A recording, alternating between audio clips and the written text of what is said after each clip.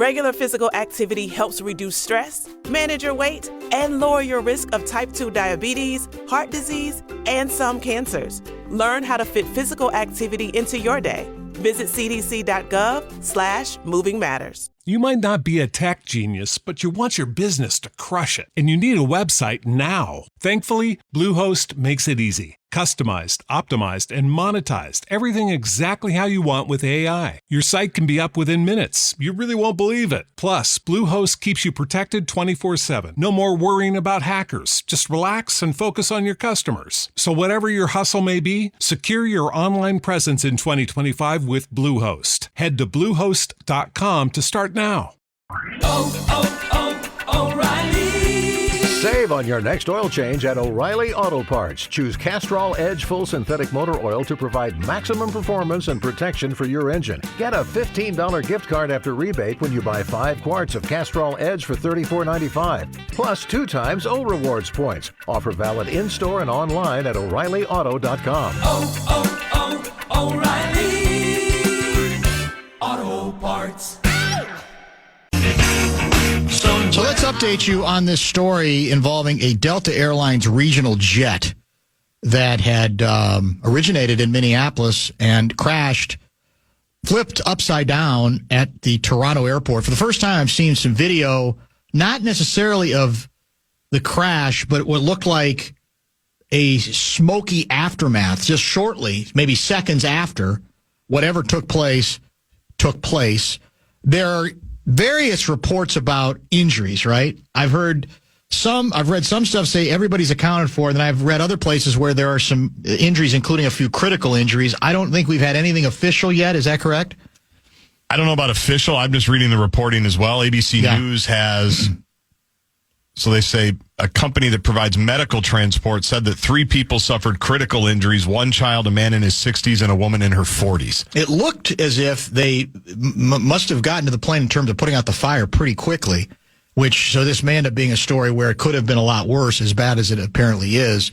It's a regional carrier called Endeavor. It was Endeavor Flight 4819, operating from Minneapolis, St. Paul to Toronto Pearson International Airport. And that's basically what we have at this point. As we get more information, we'll let you know how the plane ended up upside down, at what point that became part of the story. All of that we hope to get more information on, and there may even be more video at some point that may help provide some clues as well. So we'll keep monitoring that story for all the obvious reasons. Johnny Athletic is scheduled to join us at 5:30 on this President's Day. Did you talk about, it's unrelated but related, I guess you could say, or maybe it isn't. Maybe it's just so peculiar that it has no relationship to anything. Because I don't think you and I explored it previously, at least not on this show. The Fridley basketball player assault that took place, I think it was in late January. A couple weeks ago, yeah. Do you know about this story? I know a little bit about it, Because I don't think we got into it very much. I think several individuals have been charged for an attack against a 17-year-old Fridley High School basketball player during a game against Robbinsdale Cooper High School. I think 5 have been charged. The last info I had was 5 had been charged in the attack. According to the charges filed against a 16-year-old, video shows the teen trying to stab the victim with a knife. Right. After he was struck with the tire iron, but was not able to make contact. He was later seen on video fleeing the school with a knife, which was recovered from the suspect's vehicle. Well, you know this is serious when you get this unusual quote from Hennepin County Attorney Mary Moriarty. This was a shocking display of violence at a high school basketball game, causing injury to the victim and terrifying those in attendance. 2 of the adults already, I see 1, 2, 3, all charged with ages 18, 18, and 19, a second-degree assault with a dangerous weapon and second-degree riot with a dangerous weapon for their role in the assault. One of those individuals also charged with fleeing a police officer in a vehicle. At the scene, a 17-year-old boy on the Fridley team had been hit on the top of his head with a metal tire iron, had been punched, and was almost stabbed with a knife. Now, I ask if there's a backstory, not to say, well, then that would explain it, because there is no explaining. attempting to all but take out an individual just participating in a basketball game. But have you become aware? Oddly enough, again, this story to me hasn't been followed up as much as I thought it should, given the unusual nature of it. Do we know what potential motivation there might have been here in this particular case? Has anybody even attempted to piece that part of the story together? If they have, I haven't seen it. Obviously, when you factor in the ages of everybody that's involved, they're within a couple of years. I'm sure there's some type of history. I'm sure there's some type of backstory on it. And really, the last that this has been reported on, just checking it out, was a couple of weeks ago, right, when some of those charges were on there. Right. So I don't know if there have been any meaningful updates since then. Not helpful, one could say, right? Even if it's about something specific that had nothing to do with officiating or with, tension between the two, whatever. I mean, it's just like, what kind of world are we living in at this point? Paul has a question. This should be more for you than me. Please tell us exactly what happened in the Hopkins game that was so bad. Sounds like coaches screaming, kids not shaking hands, and then students following players in the locker room. What happened after that? Were there actually any fights? What's your answer to that? What's so bad about it, or were there any fights? Well, combination of both. I mean, I don't think he's being sarcastic. I think I've throughout the show assumed people know too much, and we should set up the story again because, as I said, it hasn't really been aggressively reported locally. It really hasn't. I don't know. Maybe I have no idea if any of the TV stations have picked up on it, but the Star Tribune hasn't touched it, at least to this point. No. So, which is, what the irony of that is? Because I was looking for it over the weekend.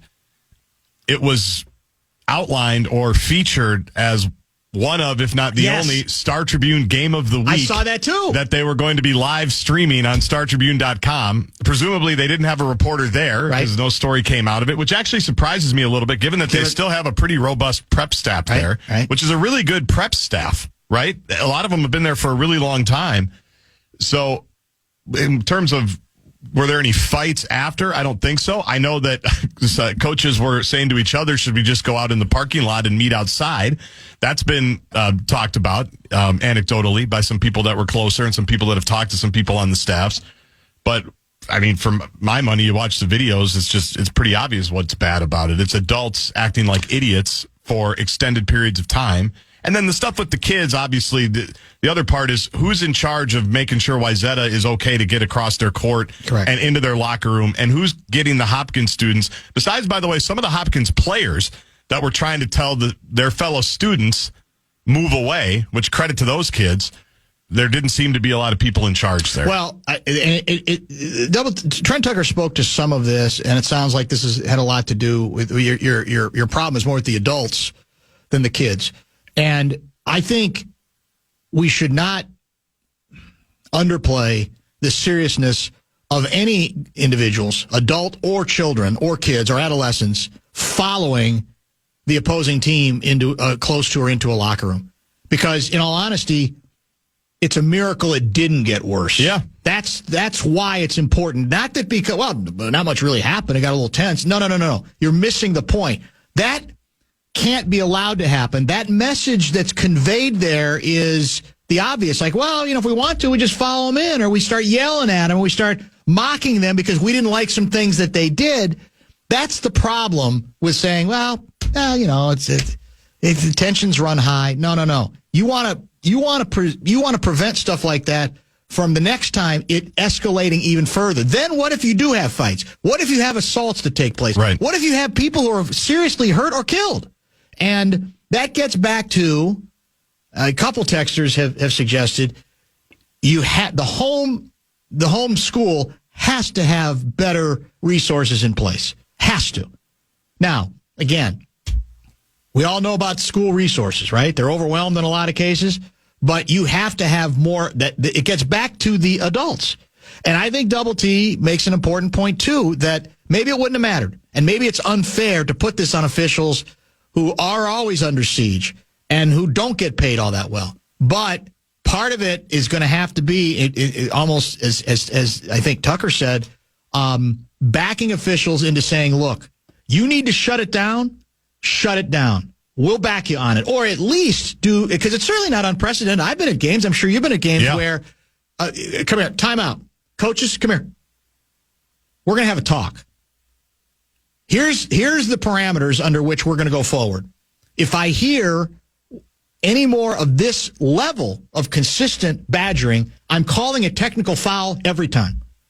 That's your choice. Just so you know, right. That's what we're dealing with. And that may sound draconian, but sometimes in those situations, that's your only shot to bring it back to a little bit closer to, if not normal, semi-normal, correct? That is correct. Here's the issue with it. And I learned this while I was a coach. I assume not a lot's changed because it is the state high school league after all, and not a lot changes in it. Coaches review the officials. They turn in the cards after every game. What did you think of official A? What did you think of official B? What did you think of official C? Coaches have a lot of control over who is officiating their games, believe it or not. Yes. And can actually request, certain things or request. And these refs also want to work the section games. They want to work the state tournaments like everybody, right? Trying to build their career, even if it's a side hustle, which for high school officiating, obviously it is. But they want to ref the most important games. A lot of the most important coaches have a say in that, directly or indirectly, who is doing that. And so I just remember that from my coaching days. I said, why does this happen? Why does that happen from older coaches? Well, we review them. They get reviewed. And the power coaches that you would think are the power coaches have a lot of swing and a lot of friends in terms of who gets to be where.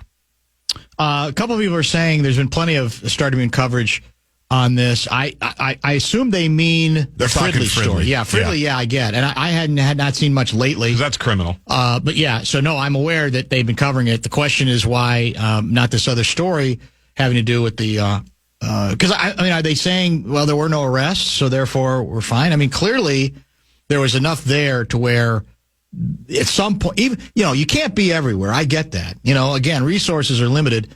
But I guess I'm shocked that at some point they said, well, we have to follow this up and just do good reporting on it. It doesn't matter taking sides or whatever. Just do the best reporting that you can indeed get to. And that part of it is a little bit on the surprising side. So I don't know. In terms of, so when Burns reports. Ryan James. Ryan Burns, yes, they work together. They do. That there's been no punishment levied towards the as far as he knows. Again, this is not official, I don't think, on the Hopkins side. Like I said, I guess I need more detail on, I guess I don't buy the old, well, across the board, everybody's got to get hammered.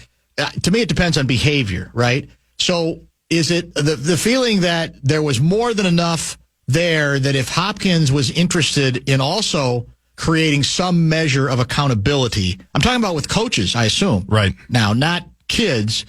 Although as far as I'm concerned, if you identify kids who are literally, and didn't somebody throw a garbage can too? Mm-hmm. I mean, that there's got to be some kind of punishment for that as far as I'm concerned. But, and Double T has said in some cases you do the old thing where unfortunately no fans in the game at the next game or the next two games. That's what Ryan James has said too. Yeah. He said and nobody knows high school basketball better than RJ. He's locked in with all of it. He's locked in on the recruiting. He was an old coach too.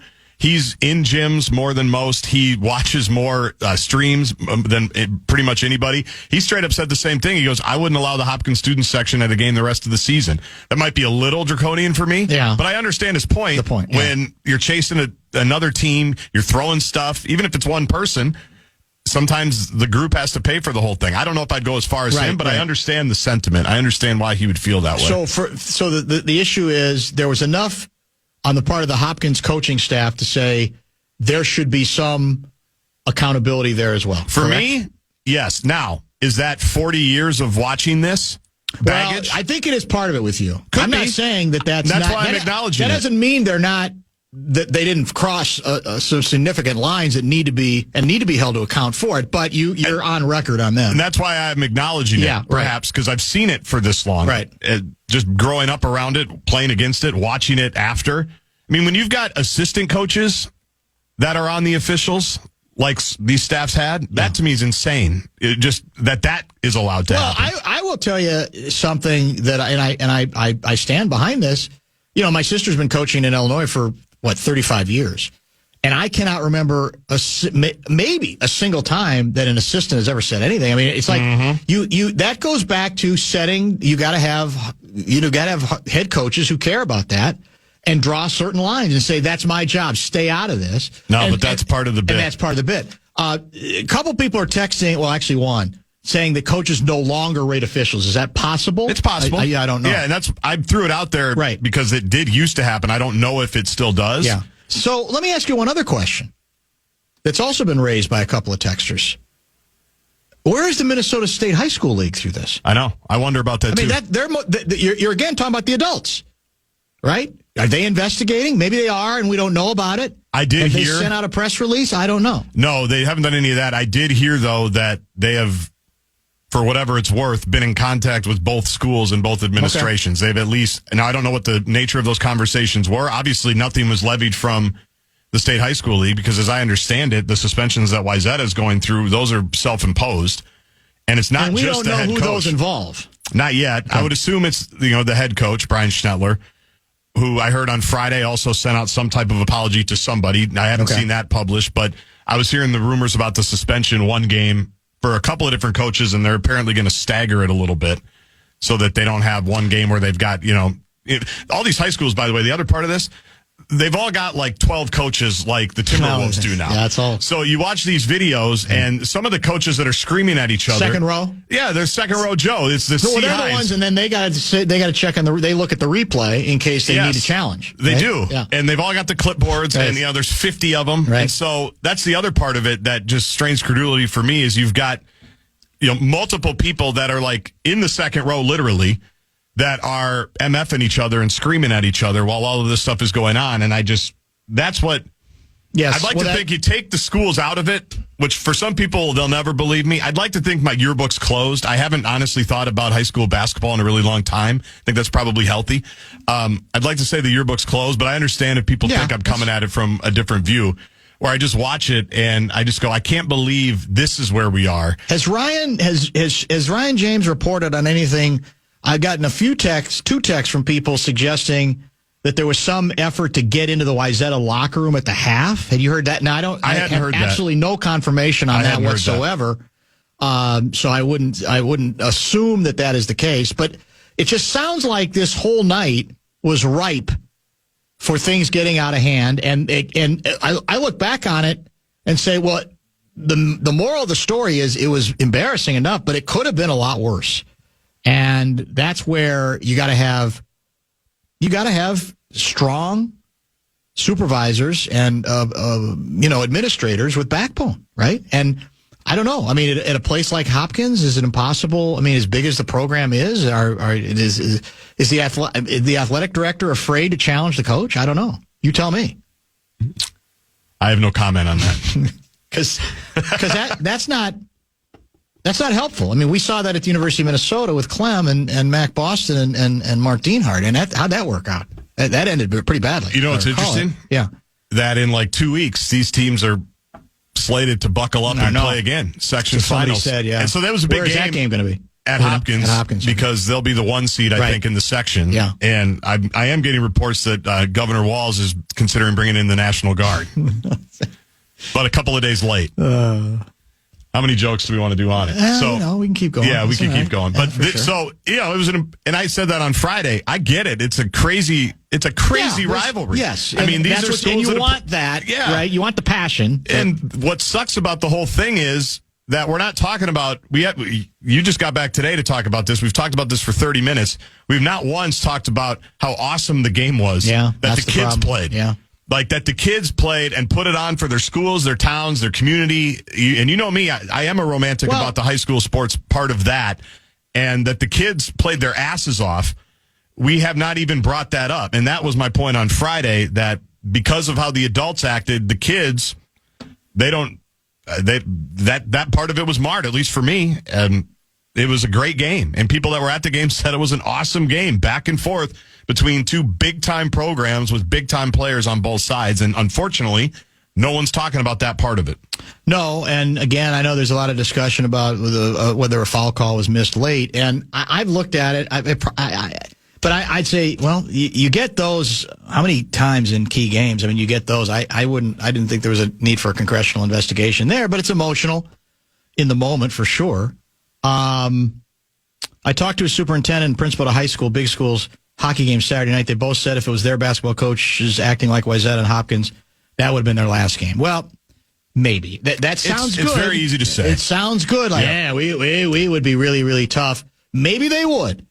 I don't know if I would suggest that the behavior, at least what I have read about and heard, is worthy of dismissal. I agree. I agree. I with would that. say I don't think it's worthy of punishment. That would be more than a slap on the wrist or more than a note, in your file that would say we got. I mean, this is especially as you say you're going to play again. We got to try to get this thing under control. At least a little bit. That doesn't mean we can't be intense. It doesn't mean they can't be competitive. Right. I don't think it means you can't ever complain about a foul call. I agree with all that. But it's sort of, I don't know. I mean, it's easy for me to say on the officials, but I think that has to be conditioned in, and that gets back to administrators saying, we've got your back if you feel like you've got to do something like stop a game. We absolutely have your back, and we'll try to. Now, again, even that's not enough if you don't have people in the gym, the home gym, or whoever's gym that is, that's got better control of the situation as well. And that gets back to having the right number of people and, again, people who are willing to be tough and to say, we're not trying to be popular here, but we are not going to tolerate this kind of nonsense. And as I've said Friday, sometimes you just lose control of things because it happens quickly. Yes. But the fact that there was 5,000-6,000 people at the Royal Center on a Thursday night to watch Wayzata and Hopkins shouldn't have snuck up on anybody. Like that game, that crowd, that environment, that intensity. No one should have gotten there and going, wow, we didn't realize it was going to be this emotional. This is interesting. Yeah. A Hopkins-Wayzata game, or take your pick for any rivalry across the metro or outstate. Like, a lot of people are here, and they seem to not like each other very much. That shouldn't have snuck up on anybody. A big night last night, if you weren't paying attention to the NBA All-Star game, the game that can't be saved, that the league continues to try to save, a big 50-year anniversary of Saturday Night Live. I'd like some reviews for those who watched portions or all of said proceedings, except for Dan Minnesota, who apparently lost his mind. I saw that, yeah. He was very bitter with what he thought was false advertising on the event. I'm not sure I agree with him from the parts I saw. I do not. We'll get into that, get my own. I didn't watch all of it, but I watched portions of it. Want to get some reaction from people there because it's, for many of us, it was an iconic TV show. I don't think it's as iconic now as it once was, but it's had a hell of a run that nobody saw coming. Also have for you, I think, easily the same. Well, let me put it this way. We'll come back and also talk about a Saturday Night Live individual who you probably have never heard of. I'd never heard of him, and he is the only one who has been involved in all 50 years. Trading at Schwab is now powered by Ameritrade, bringing you an expanding library of education with even more ways to sharpen your trading skills. Access new online courses, insightful webcasts, articles, engaging videos, and more, all curated just for traders. Plus, guided learning paths with content designed to fit your unique interests. No sifting to find exactly what you need, so you can spend your time learning to trade brilliantly. Learn more at schwab.com/trading. So, which was more unwatchable last night? The Saturday Night Live retrospective, the 50-year anniversary show? Or the convoluted, we're making it up as we go along out of desperation, NBA All-Star Games? Not game, but games. I lean All-Star Game, or games, in no small measure because of the Kevin Hart factor. So this had nothing to do with the effort on the court, which I think still was better than it has been, thanks to the kids. But the Kevin Hart factor, and we all think Kevin Hart's funny, and he's had a hell of a run, and I don't know why you have these meetings, I'm sure a year ago, maybe even the day after last year's All-Star game, say, okay, what do we need some pizzazz? Are the regular people enough during the game, or we need to add some more celebs? The Friday night celebrity game is beyond stupid. It is an utter and complete waste of time. But the Hart thing was just, oh my God. I hate to say this, I wanted Shaquille O'Neal to step on him. Or sit on him, yeah. Or sit on him. Just eliminate him. Just get him out. Just that probably was awful. On the other hand, I didn't see all of the Saturday Night Live deal. How many hours did it go? 4, 5, 6? It was lengthy. Yeah. It was like 7 to 10:15, I think was the schedule. Yes. And I bet you I saw about half of it. In between waiting for Irish Dance results, which go on and on and on. It's like election night? Oh, my God. It doesn't stop. Precincts reporting? Well, they do a bunch, and then they go the results. And then, and so you could kind of hit and miss depending on, where your kid's involved in it. But regardless, I thought it was okay. What's the text that came in here? Matt from Edina.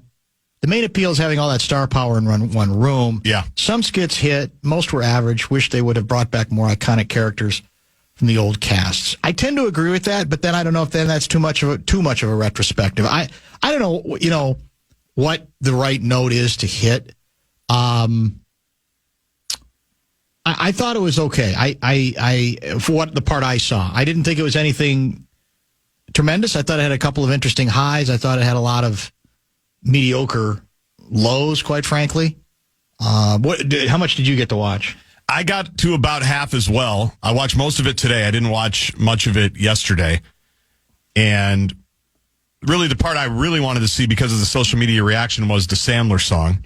Yes. And we can spend some time on that in a minute. But to me, it was more like a typical Saturday Night Live episode because of what you just said. There's going to be some good ones. There's going to be some stuff that doesn't work. That's kind of the essence of the show. Not every show is always going to be just banger after banger after banger. I agree with the texter. For me, what I really like is that it is a room where you know every face for the most part that you see. And to see Kevin Costner's reaction when things are going on around him or when they cut to this and it's another celebrity. Yeah. Or we're just bringing in Ray Romano for one line. Like that to me is the best part of the night is that it's all these people that have either been on the show as a cast member or just as a host or as a writer. Because there's also just writers from SNL that were never on the show that then went on to crazy careers like a Conan O'Brien. Correct. Like that is why I enjoy that show. But the other part of it too is I do like the emotion of it. And I think that's why Sandler's song hit so well because he did take you through it kind of from his perspective a little bit, different things that you're talking about the week on the Tuesday nights and the pizza and the cast members getting drunk in the after party and then bringing the emotion in with Farley and Hartman and Norm Macdonald, obviously people that aren't here anymore for different reasons. So, yeah, I thought it was good. I enjoyed the parts that I saw. And I haven't watched all of it yet, but it's not surprising that in a 3-hour and 15-minute extravaganza, there's going to be some stuff that doesn't hit very well. Yeah, and that part's not surprising. I don't know. Again, it's the old deal of, well, what do you want exactly? And I fall into that. It's probably unfair to say this, but I fall into it this way. I'd recognize it if I saw it and I didn't see it, even though I can't tell you exactly what I wanted. That wasn't it. It wasn't enough of it, I guess. And part of it, my problem, admittedly, might be that I've lost touch with so many of the recent casts, relatively speaking, that by definition, those are going to go, are going to fall a little shorter for me. And that might be unfair to those cast members. Well, that would make sense, because most people say, I've heard it described this way, SNL for most people's life is what, age 15 to 25 to 30? Right. Like that's when you're locked in on the show. That's true. It's a snapshot of time in your own life. Well, yeah. And so the further you get away from that, because I don't have a great sense of who's on the show now, at 42 years old. Right. I go back maybe 10 years and the Tina Fey, Poehler, Jimmy Fallon, that's probably the last cast I was really locked in on. Me too. Andy Greenberg a little bit. But I don't obviously the 90s cast, anytime Chris Rock or Adam Sandler or David Spade or one of those guys show up, Dana Carvey, I'm going to be locked in on that because that was the wheelhouse that I was really invested into the show. The question, too, is, and I don't know if there's a way to capture this in this kind of programming, and maybe they did, and it was a part that I didn't see. But part of the story, really a key part of the story, and maybe this is too much in the weeds for a lot of people who want to see, depending on their age, their favorite folks, their favorite characters, etc. But it falls into the classification of, things that to a certain extent, culturally speaking, we just take for granted as, oh yeah, Saturday Night Live, they're still on, and who knows how long they're going to go, but they've gone 50 years. Right. Is that you have to remember that the void before it existed, that's still to me the magic of it and the story. And that's not just about growing up with that cast, but it's more, they made something out of nothing. That was a void. That didn't exist until they made it something. And I can remember that was the excitement of it for a lot of people who watched on Saturday night. It was like, what the hell is this thing?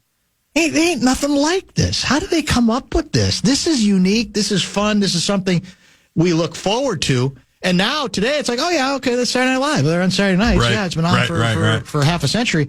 But once upon a time, it didn't exist. And so to have the vision to go somewhere with it and to be smart enough to put enough talented people early. And look, you can romanticize some of the early skits because there were a lot of bad ones back in the day, in the beginning too, or silly ones or hokey ones.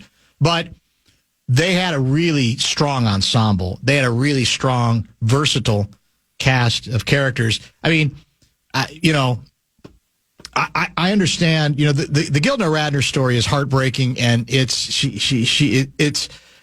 but I'm here to tell you that in terms of, I think, character identification, for versatility, there are many others, I think, who were on a different level than her, obviously starting with Belushi and not ending with him. I've said before that, and this is the ultimate compliment from me because that's the show I grew up with, was the beginning. If you're forcing me to do the old, okay, who's the guy? Who's the one person? For me, it's Hartman. It's Phil Hartman.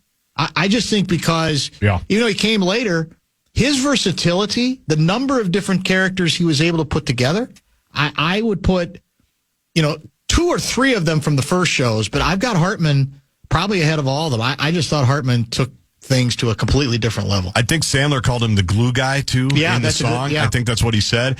And to your point on the original cast, I thought that was a smart move by Sandler, and he's right, because he said, we're all arguing over who's the best cast, but the best cast is the first cast. Because they built it out of nothing. Exactly right, and I thought that was brilliant. I mean, and again, obviously, is it Lorne Michaels? Is that the guy who... Lorne, yep. His whole deal, his vision... And he's still there, I think. He was there at the end. He's there. With McCartney. He was gone for 4 or 5 years of the run. That's right. And then they brought him back. Your guy Ebersol, I think, ran it. I do, when we come back, I will pay off the tease on one guy who has literally been there for all 50 years. And it's a hell of a story that I knew nothing about until I read it over the weekend. So we'll put that in the mix. We got some good texts coming in on this subject as well. We'll prepare for Top 5 at 5 and also Johnny Athletic at 5:30. It's a very special President's Day edition, live, bumper to bumper. When he walked into 30 Rock Center to interview for a job on a TV show that did not exist, Leo Yoshimura had no idea what to expect. He hadn't heard anything about this weekly series coming to NBC, and the young set designer was not really looking to work in comedy. I don't have a sense of humor, he says. Funny thing is, he didn't need one. The interview for the job that he would keep for the rest of his career amounted to one question. When are you available? As it turned out, he was available the next week and for the next 50 years. That's it. SNL, which celebrated its 50th anniversary with a blowout special on Sunday night. Of course, it's one of the most successful television shows of all time. A true American institution. It takes hundreds of people to bring the show to life, but only one person has been there the whole time, and it ain't Lorne Michaels. That is the aforementioned Leo Yoshimura, a production designer who's been drawing sets for the show and occasionally appearing on the show, including as Mr. Sulu in a Star Trek bit, since the very first episode. He was there before anyone in today's cast was alive. He's been there for everyone from Chris Farley to Tina Fey. He's even been there longer than Michaels, who created SNL but had a 5-year hiatus, as Gaardsy mentioned, in the 80s. Lorne left, Leo stayed. He's missed a grand total of one show in 50 years to attend his son's college graduation. 7-time Emmy winner, Yoshimura has developed some tricks that helped him survive the weekly grind for decades. He tries to keep just enough distance from SNL to keep a healthy perspective, which is hard in a job so hectic that he doesn't sleep on Wednesdays. It's why he goes home right before the show airs, and he doesn't watch it live on Saturday nights. It's the best part about it. This is a Wall Street Journal piece, by the way, very well written. And so he's there in the most intense periods, building the sets or the ideas for the sets. They're actually built elsewhere. But he's got, the vision for it. He sends the drawings, whatever. And he says, I don't have to, I know it's coming. I did my work. I'm going home. And he said, usually at 11:30 on Saturday nights, Eastern time, that's when he would eat dinner. He'd leave about 9 o'clock that night or 10 o'clock, right before they started. And he went home and ate dinner. The guy who's been in it from almost the beginning. And it's a very good piece that I would highly recommend. He says there's a certain amount of adrenaline that flows through you when you start a project on Wednesday and finish it on Saturday. It is very pleasing to feel that. He's 78 years old. This has been it. This is what he's done for 50 years.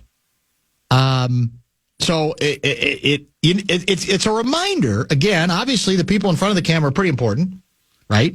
The writers are pretty important.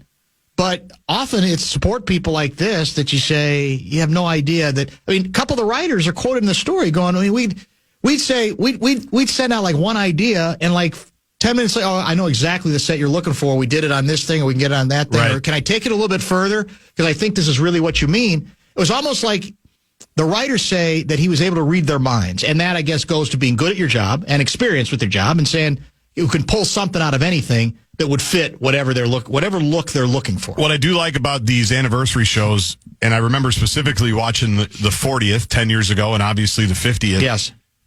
Is that I do think those people, the ones that we never even think about on a week-to-week basis, I think the cast and the hosts and everybody does a good job of highlighting those people and giving them their shine. Now, they did take a shot at them. I think Steve Martin did in the monologue saying, here's the writers, let's have them all stand, and they're outside in the rain, in the elements, which was a good bit. Sure, it wasn't true. Loved it.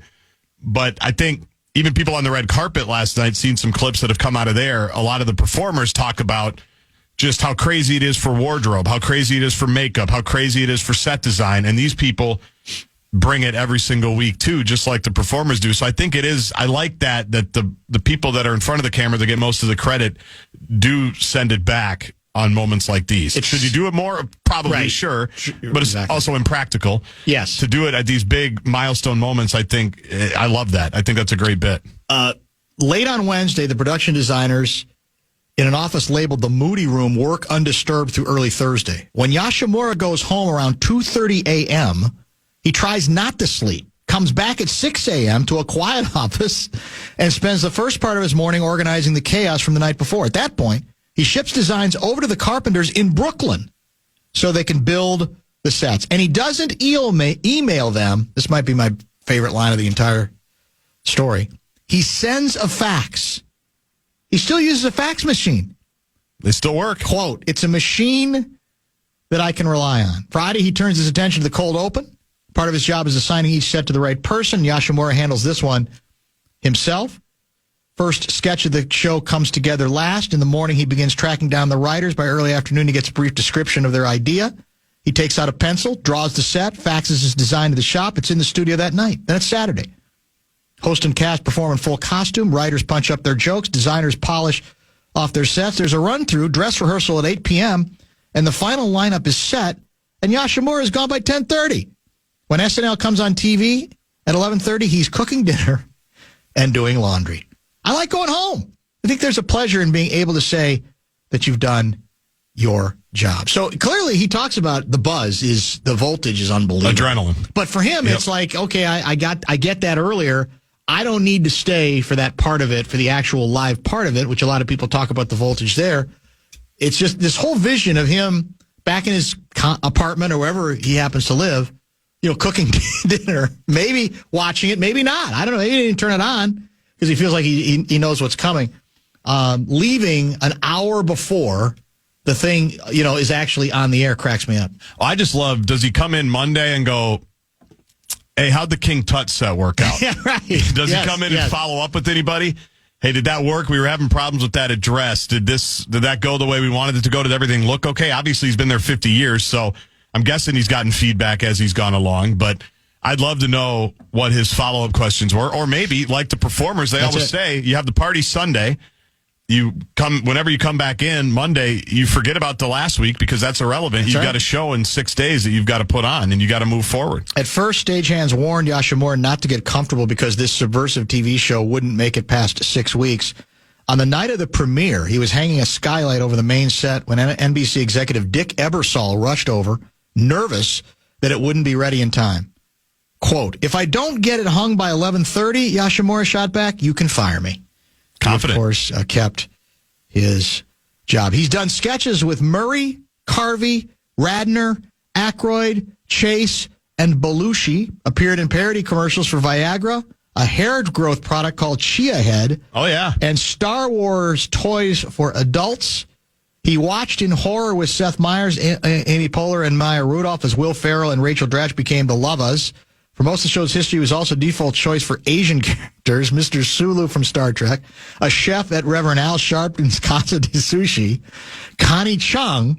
I'm glad Bowen Yang has taken that from me, Yoshimura says. He didn't need a wig for his recent appearance playing someone else himself. So there you have it. Yeah, pretty good run. And I don't think he's done. I think he's not ready to retire quite yet. Why would you? What a gig. I mean, imagine if you say, well, how many gigs did you have? I had one. What was the gig? Production designer for Saturday Night Live, did it for 50 years. I mean, think about it. That's hitting the jackpot. He's got to have an endless. He's the guy who should probably write a book. Yeah. And as far as I know, he didn't get involved in the drugs that a lot of allegedly, back in the early days, a lot of the folks on air did for a while, and even some of the writers. What did Bill Murray call it on Update last night? I think he called it the 8H shake. Did you see that part? Yes, I did see that part. Yeah. It was cocaine, Quaaludes, and Tylenol PM or something. The other thing that struck me, I didn't love. What was the bit that Eddie Murphy was on with Black Jeopardy? No, not that one. Later, it was one later. Okay, I don't know if I saw that one. It got a little bit R-rated, but I didn't know if I loved the writing. But what I in seconds, what I was reminded of, there's just some people, man, they just have this presence, and you go, guy still got it. Eddie Murphy, because you think, well, how long, since he's been in his prime?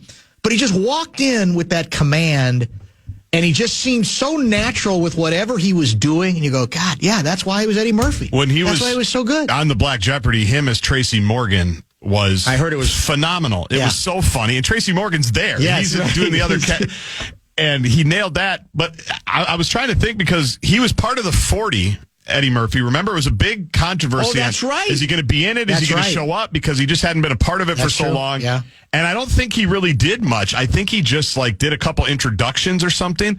So I liked the fact that he was more present in this one. Because, definitely, like you say, he's Eddie Murphy. And even though he doesn't pop up very often anymore, it was great to see. And for me, the Morgan bit was hysterical. I heard that was really And well I wish done. they didn't bring in, as much as I liked Doug from Black Jeopardy the first time, who was Tom Hanks, they brought him in to replace Tracy Morgan. I get it, Hanks is there. You probably got to mix Hanks in. I didn't think that was very good, that part of it. Right. But Murphy was unbelievable as Tracy Morgan, with Morgan right next to him. It was just phenomenal. Yeah, no question about it. All right, we have top 5 at 5 to get to, which will include what? Oh, what a great day to have top 5 at 5. I've just been waiting to do top 5 all day. With the Wolves off until Friday, the Wild off until Saturday, the Vikings in a holding period, the Twins. We have so much to talk about. We are going to cheat a little bit. We'll do a little weekend review That's even better. The top 5 at 5 to get you caught up on a couple of things. Did you know that dance breaks are good for your heart? That swimming can help you sleep better? Even roller skating can help keep you healthy. Learn how to make physical activity fun for you and your family. Visit cdc.gov/moving matters.